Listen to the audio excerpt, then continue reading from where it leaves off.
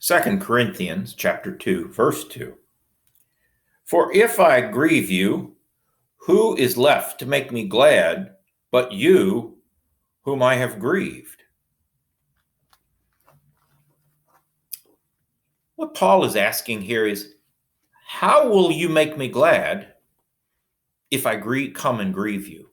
If I had come when I said I was going to come, which is the whole controversy here of him saying he would come to Corinth at a certain time, and he didn't at that time. If I came at that time and grieved you, then who would make me glad?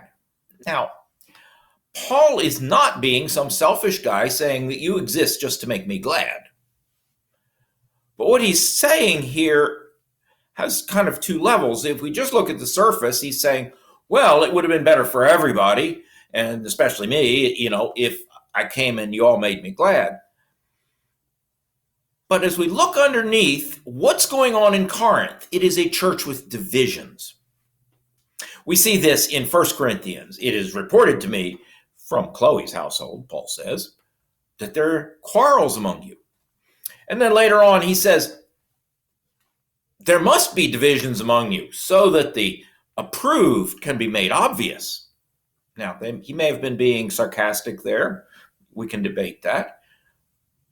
The reason I bring it up here, though, is that he acknowledges there are divisions. They're somewhat divided by households. So what if Paul had come at that time?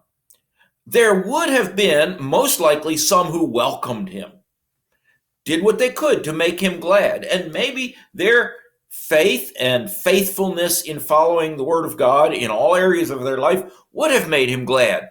But there were others who he cared for just as much, who would have been very grieved by what he had to say. And he's saying, that's going to deepen, I think, is what his issue is. That's going to deepen the division. As some are having a hard time accepting what he has to say as they're being reprimanded, as others maybe would be feeling ashamed of themselves having been reprimanded, the whole situation was going to be very awkward.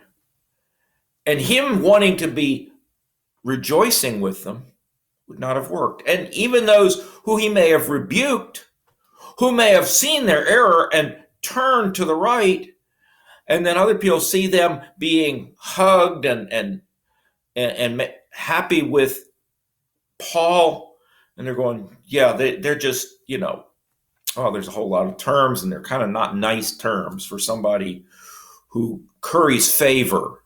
He's just admitting these alleged sins because he wants Big Paul to accept him. It would have been an ugly scene. And I think that's what Paul is saying here. If I had come, it would have been a really ugly scene. And that would not have built up the church. And as we saw in other verses, the primary goal that Paul has is to build up the church, to build up the faith of the Corinthians. And if his coming was not going to do that, then he was not going to come.